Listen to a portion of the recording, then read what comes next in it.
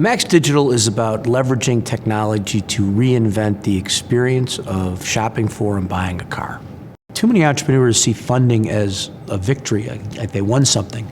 I saw a great quote the other day that said, congratulating someone on a round of funding is like congratulating a chef on buying the ingredients for cooking a meal.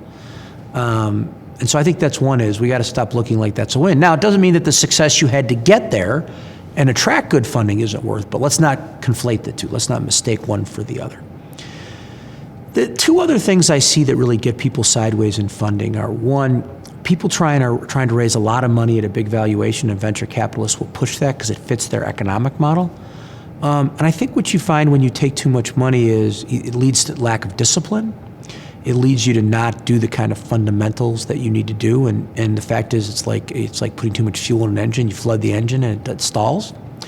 So I think that's a risk. The other risk is that if you take a round of funding and you don't grow the way it's expected, the likelihood of a down round is there. And for the entrepreneur founder, that down round dilutes the founder far more than the other investors. And so you can get wiped out if you take a bunch of money and you're not ready to grow. And so there's a lot of risk. I think people see it as a victory, and it's not. It's just fuel to get to the next level.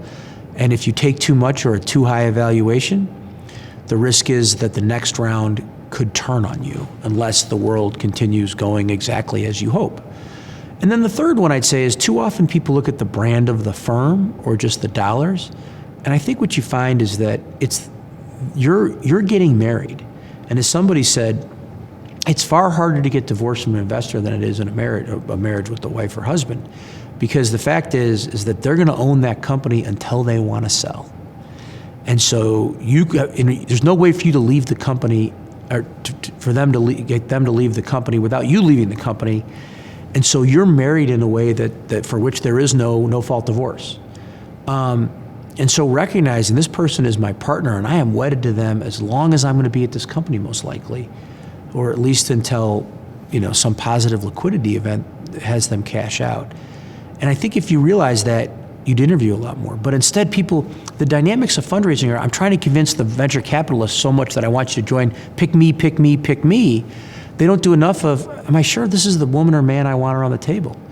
I see people who don't due diligence them enough. Well, they sounded good and the couple of references they gave me were good. But what about the ones that weren't?